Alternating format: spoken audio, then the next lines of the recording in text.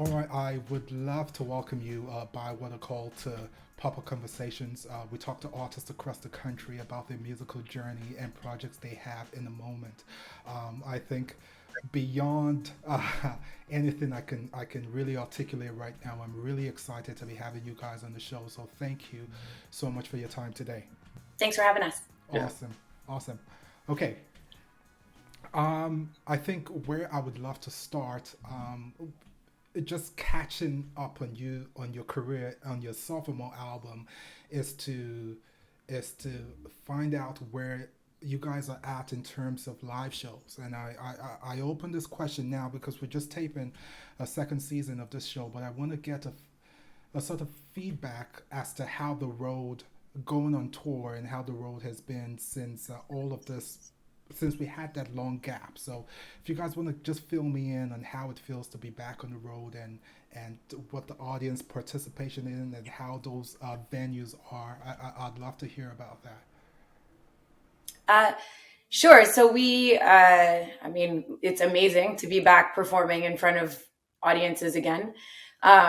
We started really getting into it in March, did a few shows at home, and in Ontario, and that felt really great.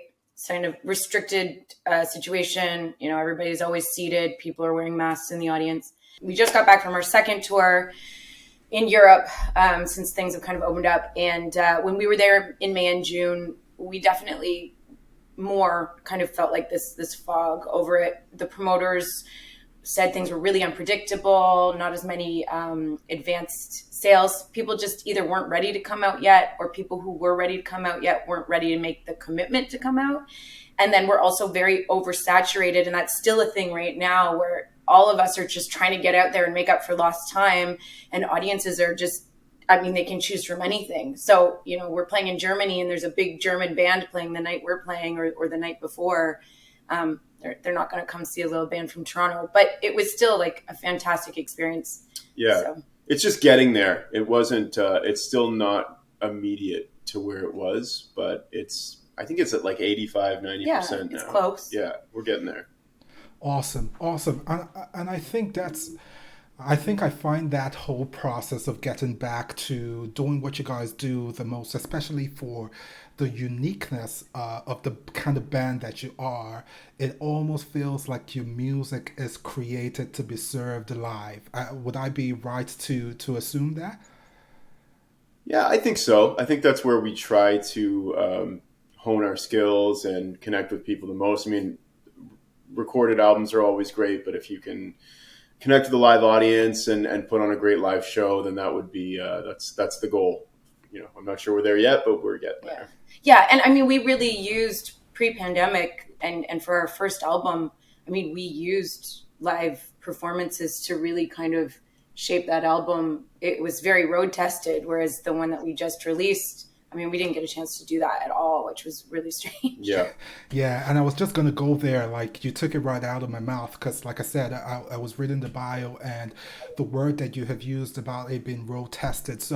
Um, so you call it strange or weird. What was that process like, and how did you have to, uh, even if you didn't have like the ability to test out this record, which is amazing, by the way, and we will get to it, I promise.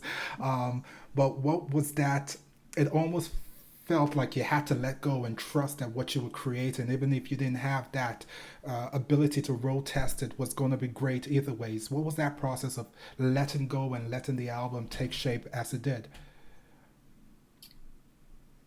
Well, yeah, it was just writing that album was very strange. It started um, pre-pandemic, where a few of the tunes, including the title track "Remain," we had written before, and we did get to play a little bit in Europe. And then, you know, in the middle of all this, we were like, you know, we have to start really putting together this new album. So it was doing that under pressure, in a bubble with you know, not knowing when we were going to come out of it. Um, and yeah, like you said, at some point you kind of just have to trust what you're doing is working and is going to resonate with people. We bring the whole band in for feedback. Like Dave and I start the process, but um, the band gets involved, and just, you know, between 7 people being like, is this right? Is this the right direction? And then just trusting it. Okay, okay. So you're gonna bear with me a little bit. I just want to go back a little bit. I know we've talked about you being back on the road and tour, and we're gonna come back to the album. But I was listening to an interview while I was researching you guys up, and I found out that you actually played in a wedding band. Like you used to play in a wedding band. Um, Still do. and I'm like, okay, how do they make the leap from that to this sound that is so incredible and is so full and all of that? So, if you want to paint that gap for me, just fill in Sure, yeah. the missing piece there. So we're all, most of us, maybe not Meg, because she's naturally gifted, but most of the musicians in the band are graduates of post-secondary music education. Most of us went to Humber College in Toronto. Okay. And coming out of Humber, or coming out, just, to be perfectly honest, there isn't a ton of places to go financially for musicians. You can teach, or you can gig locally, and wedding band, event band. That's a great way of kind of making a living, especially once you graduate. So we started Parkside Drive, I think, in 2008, which is our event band, and we've been playing with them obviously since. And as the years go by, you're having a great time. It's great work. We're meeting great people, but there is always that itch to scratch where you're like, it'd be really nice to not play other people's music, to play the things that we really love and the things we wrote or things we'd like to write, and pick a direction and kind of go that way.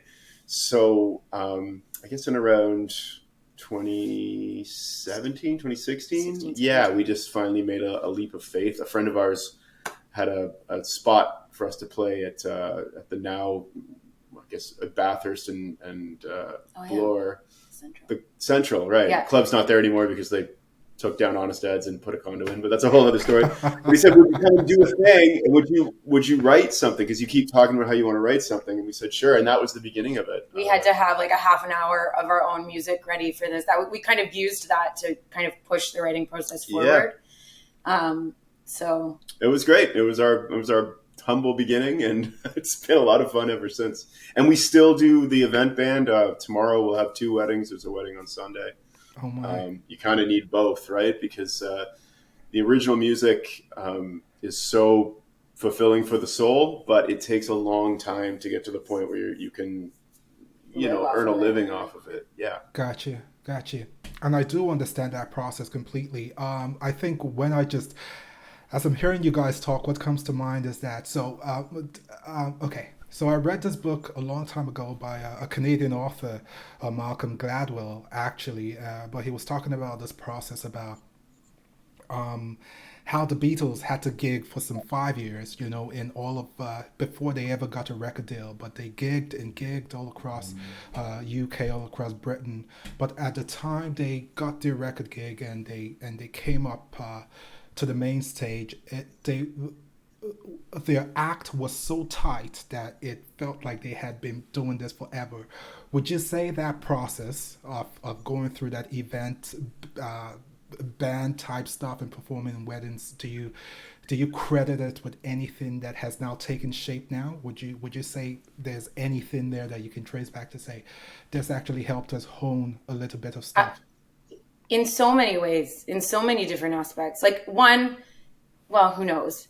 But, Bywater came about because we're like, if we want to keep enjoying playing music, we need to be writing our own.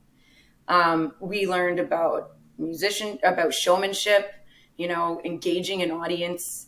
With the number of songs that we're singing, I could figure out what stuff I think I sound best on, and we can use that information for when we're writing music. Dave and I have learned about kind of what you need to kind of sell yourself as musicians. I'm sure there's tons of things, running a business, learning how to work with tons of musicians. Yeah. It's a 7-piece band. That's not easy, but we have history working with that many musicians and more from that other band. So yeah, I think it gave us a leg up. Yeah. It's if you're playing, you're doing it right. That's basically what it comes down to. As long as you're playing, you're on the right track. Okay. Okay. So, um, again, I hope hopefully I don't belabor the point of how incredible you guys are. I think I'm gonna do that because I'm listening to the record and I'm like, look at how are these guys even doing? Like, why are they even this good? Like, it's that incredible. But take me through this process of transitioning. I know you guys still do that stuff, and I have read a little bit of of of your backstory and how you found uh, the roots and the blues that you now predominantly play. But how do we go from cover covering other people's music to such rich depth of blues that it feels like you guys are basically Americans and from New Orleans? Like, how do we go? How do we transition that? How do we transition that effectively? That's the question. Yeah, I think Toronto has a sort of a deep history, or maybe a better way of putting it is a deep love affair with soul music, Motown, especially even in the event band scenes. I don't know a musician that's not super familiar with Stevie Wonder, uh, Aretha Franklin, Bill Withers. These are all our heroes. So we were hearing these sounds, and obviously they're always versus the more modern top 40 artists that are coming out every year. And you kind of have to decide which one of those camps you want to belong to. And I think for us, it was always clear that we were in the old 60s and 70s camp. Um, and so I think the Bywater Call sound kind of came from just constantly emanating and going in that direction, and like loving those records and learning those songs. And that plus like discovering contemporaries who are also creating that. Yeah. I mean, the biggest thing about that sound, and the biggest thing you'd hear us talk about what we want to create, is like a feeling of warmth, and of connection.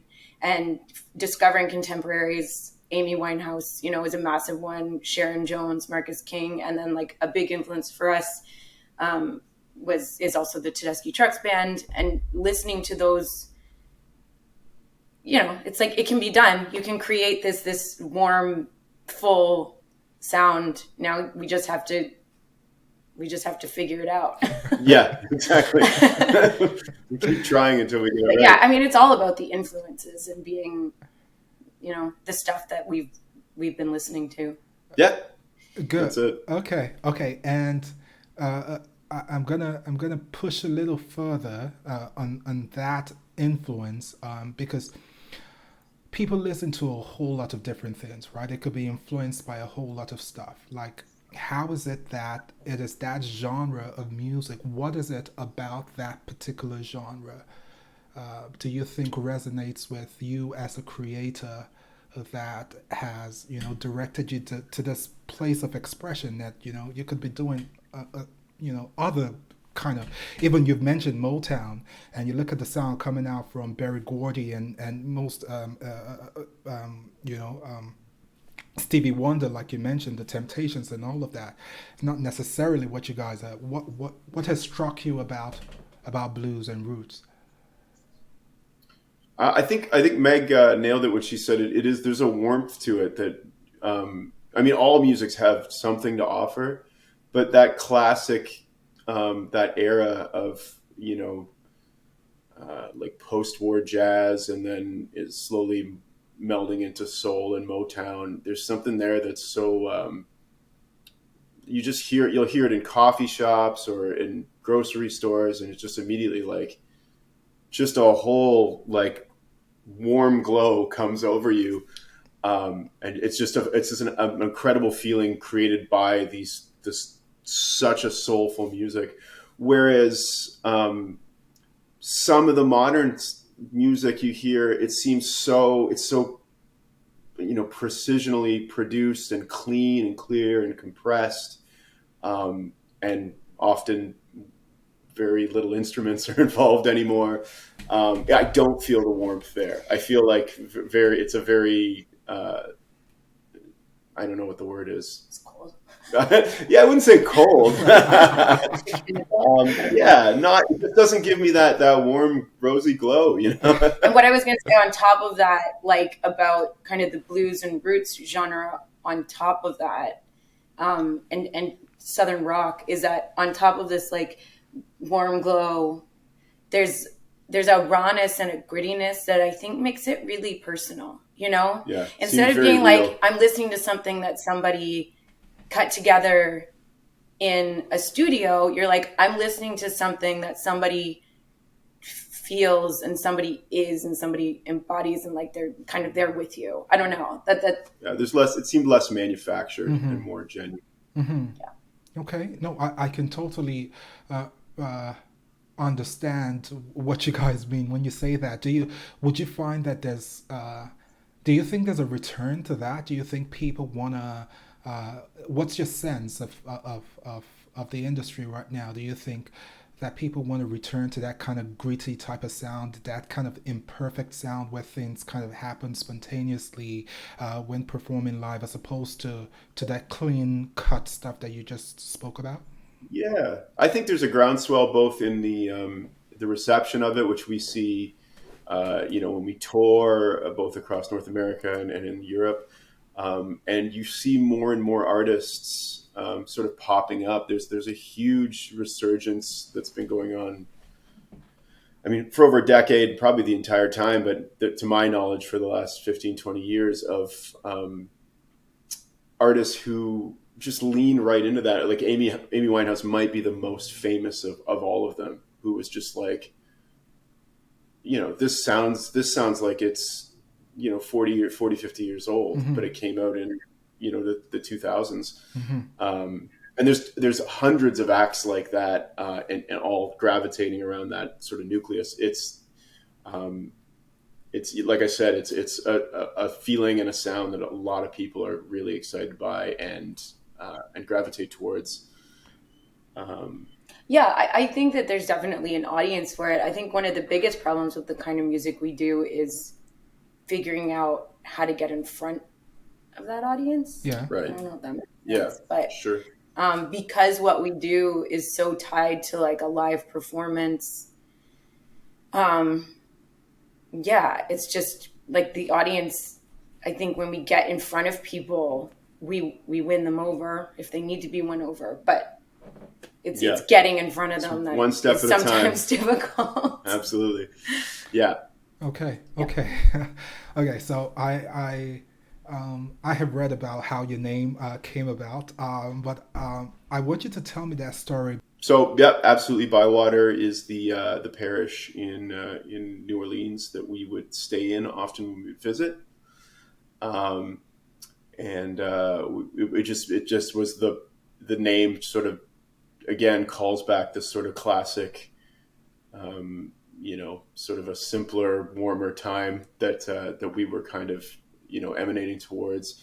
And then we needed a second term and a second word because Bywater, the name was taken, and we In were Bywater. in Bywater. Yeah, that's right. Go So figure. we were Bywater Blues for a little while when Oh, we first started. okay. Yeah, and then we decided we didn't. Being genre specific was not the best bet because we knew we were going to probably be a little bit all over the place in terms of the compositions and such. So we started thinking about we wanted to stick with the Bywater, but what else will we do? And we came up with Bywater Call because that once we hit upon that, we sort of realized that that's really what we were saying it's a draw towards if any of the listeners have ever been to New Orleans, you can't help but immediately be like, why have I not lived here my entire life? Or, how come my home city isn't like this? It's just like a celebration of art and life and music that it comes before everything else. Mhm. It's not, we have massive corporate buildings and banks, and then we also have a little music festival sometimes. We have massive music, and there are also some buildings. Mhm. It's the complete opposite of how modern capitalism kind of structures living, and I think it's great. And I think lots of spots across North America, but also very much in Europe, celebrates that as art culture first, hard work and business, money making second. I think also what struck us about when we were there was the community, the music community there, where we would go. Frenchman Street is in the Bywater area, and it's just like club after club after club, and we'd go to a club and we'd go see a band play, and then we'd go to the next club, and a half an hour later the guy who was playing piano next door came in, saw his friends play, sat in for a tune or two, and you could just see that going on, like, you know, being there for a week, and you would see some of the same guys, and then but a ton of other bands. And Toronto has some of that. It's just not, one, it's not as compact, and two, it's, I don't know. It's it has to be wedged in between the amount of, I mean, with all massive cities, it's there's a lot to kind of squeeze in. And when you find like the little pockets of that here, like it's amazing. There's places you can go on certain nights of the week and you'll run into a bunch of musicians, which is really great. New Orleans is that all the time. Yeah. Which is really cool. Plus, like, it's not, even as it's commercialized, like obviously these great cities can sometimes become a little touristy, but you see it even in the younger people. Like, you'll go to a bar and see a great band, and then you'll come outside and there'll be like a brass band of kids that are maybe 11 or 12 who are really good and have just taken up the craft because it surrounds them, and they know it's an avenue to that community, and that's really exciting. That's harder to see, I think, sometimes in North America. I hear you. Or North America. So I do want to say we have a lot of like great fans in Toronto. Absolutely. And at home. Like there's so many people here who support us. So it's not like it's not that we're not getting what we need out of Toronto. It's just the vibe is very different, and it's much more spread out, and it's just harder. It's hard to come by on like a regular basis or something. I don't know. Saying that. We could say it's built into the culture, right? It's a cultural thing. It's just like how country artists may want to go to Nashville because you would find country music every. Okay. So, all right. Could you take me through creating this album, your sophomore album, Remain? When was that planted, and when did you guys start to create? When did you guys start to create songs for it? Well, I mean, it was planted in like at the beginning of 2020 before we went on our first tour, because we wanted to bring a few new tunes with us to play around with. So we actually wrote Remain and another tune that ended up on the album called See We Swim before we went on tour, and got to play them quite a bit. Remain, I think, was one of the easiest tunes to write. Everything about that song, almost from the beginning, just felt right. And it was the first tune we recorded. It's the title of the album. And then we had like See We Swim, which ended up changing quite a bit, but we still, the seeds were planted there. And we wrote one other tune that's on the album called Go Alone while we were in Europe. Then we got back on March 2nd, and everything shut down. So we sat with that for a bit, because it was not a very motivating time. But eventually we were kind of like, okay, we should be productive creatively with this time. We weren't seeing anybody. The weather was gorgeous, and Dave and I would just sit out on the back porch and jam some stuff. And then we also had our own creative spaces in the house, so we would just send ideas back and forth. And once we were like, okay, we think there's something here, we'd come together and try to develop it. Yeah, it was one step at a time from early 2020 and maybe before, obviously, as Meg said, right up until basically we started recording late, like fall, this time last year, 2021. So it took that long, which I don't know if it's longer than usual, but it definitely was not. It was harder for sure to come up with original ideas kind of in that bubble, in that vacuum. So, it was a good experiment. I don't know. Hopefully it doesn't have to happen again soon. But yeah, that was it from late 2019 until late 2021 Okay. is And how long that took. yeah. And there were so many ideas that we were throwing back and forth, so it was kind of a process of trying to stick with the ones that drive us further and further into this like warm, gritty, feel good place that we wanted to be musically.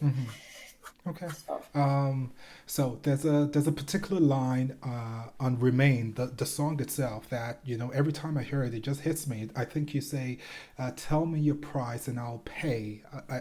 Am I getting that right? yeah, that's it. Oh my God! So every time I hear it, I'm like, the way it is. It is it is rendered is just so powerful for some reason for me. So having said that, the project itself has some incredible lyrics. What is if you were to say the theme that strings all of this along, what is the one thing that this project is driving towards thematically? Overall, I don't know. There's definitely a sense of um, kind of breaking away, which I think a lot of that came from kind of like isolation and I don't know. Yeah, I mean, at one point, the goofy working title for the album was "Pandemic Love Songs." So we kept one of my favorites on the record is "Lockdown," where the whole song is the juxtaposition between it's a heartbreak breakup song paralleled with um, the complete human separation from everything that you're used to and know in your life. So the we came up with the lyrics together for that, and that's kind of, if there's an overarching theme to the record, I would definitely say uh, love songs amidst like a chaotic and very turbulent historical time that we had no idea how to navigate. We didn't know it was going to end. We didn't know if we had to find a new job. Mm.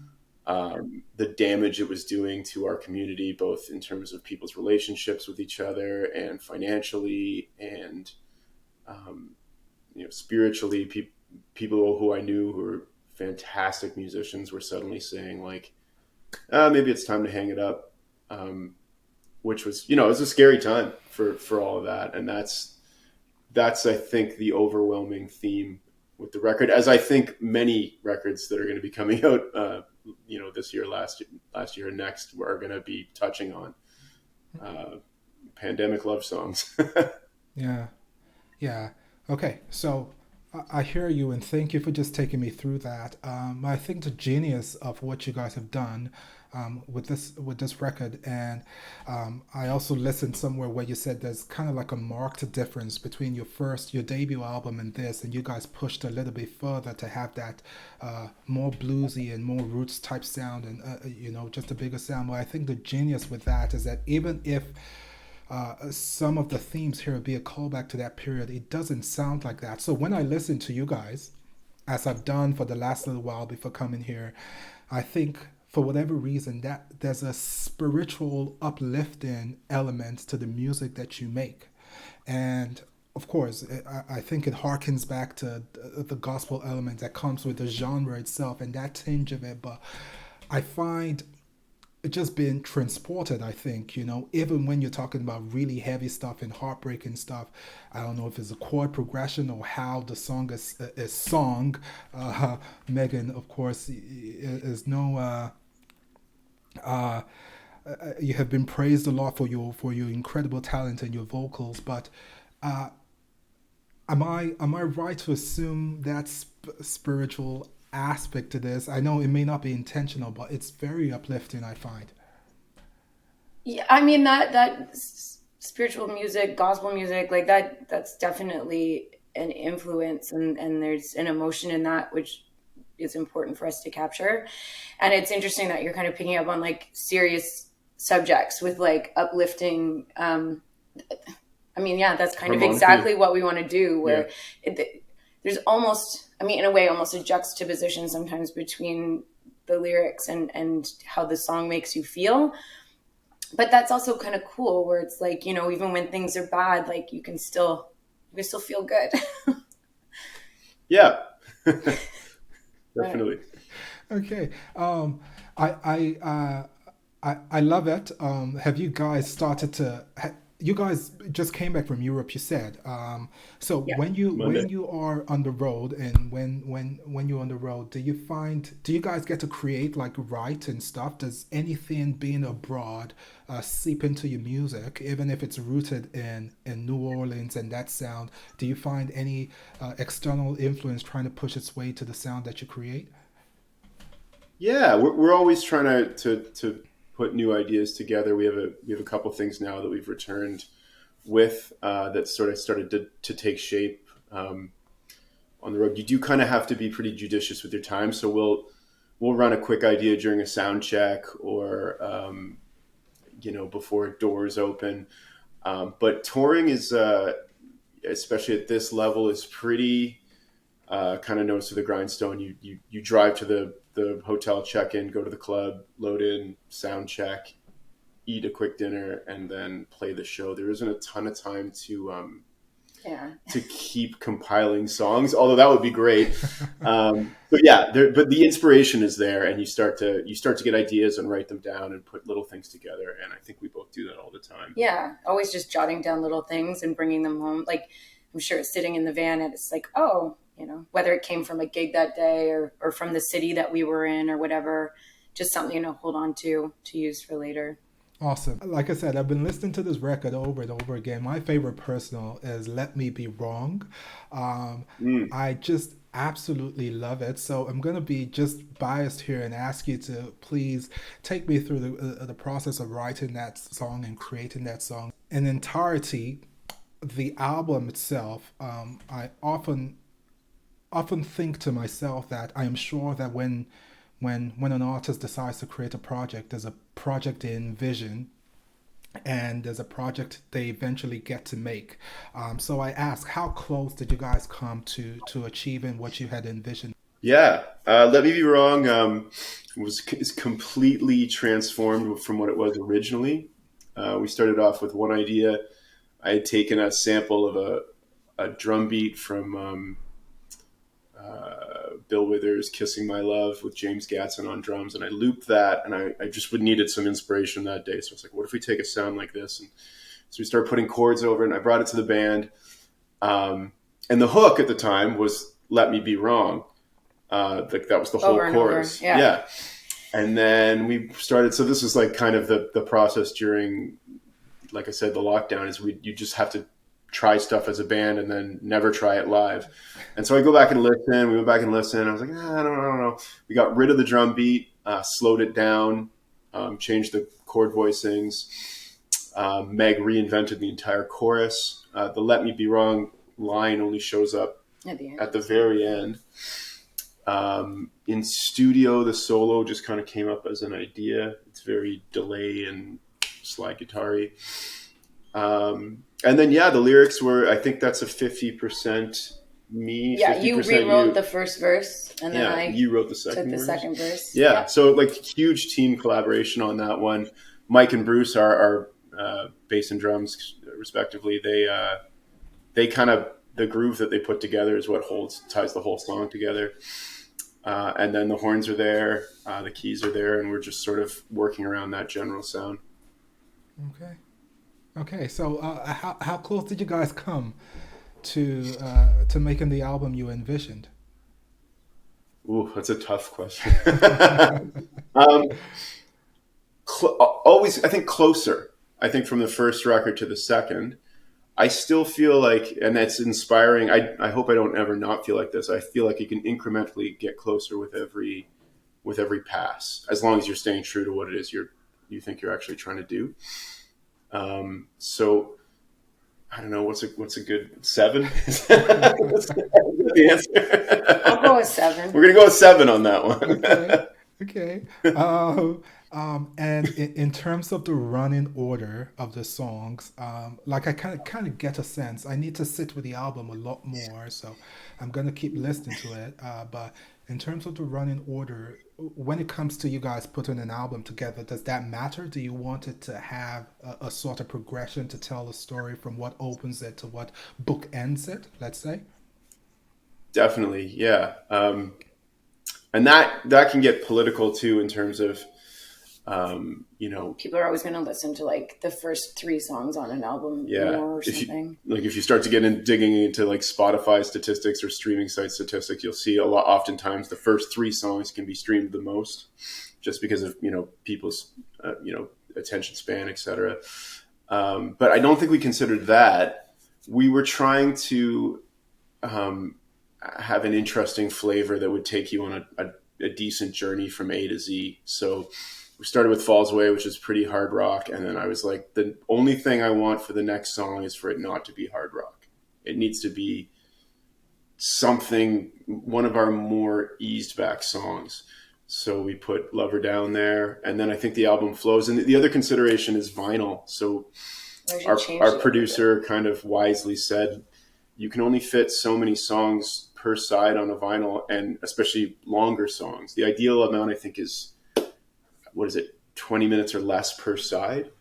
So you have to start considering which songs are going to go on each side. And even with the CD, you have A to Z, but the vinyl, you can only have, we have 8 out of 11 songs on there. And then there's a download link for the other 3. It just doesn't all fit. So that's all of that is considered heavily when you're organizing the tracks. Okay. I'm just always fascinated about that. Okay, so I really want to just express how I feel about this project, because until it came into my inbox from Carrie, to be honest, I hadn't quite heard of you. And then in the 3 weeks, I think, in between, I have become a fan of yours, and I'm like, have you guys heard of this band? And I've shared it, and it's Thank you. It's incredible how powerful I think the music that you're making, Dave. I'm listening in there. I'm like, that's like what a BB King would do. Like, he's so good on the guitar. That's crazy. Like, how are these people doing this? But I, I, I'm a fan. I think that's what I'm trying to get at right now. And I think the music that you guys put out is remarkable, incredible. And I think that reflects in how much acceptance you guys have had just touring across Europe. I think that's remarkable that you guys have been able to do that in such a short period of time. Thank you. Yeah, it's great. It's great to be doing it. We're excited every day to keep working on it. It seems to be like a lifetime project at this point, like something we'll, God willing, get to keep doing forever. So yeah, we're at this point excited to continue promoting this record. We're going to begin working on the next record. 2023 looks like it's going to be a huge party. Crazy.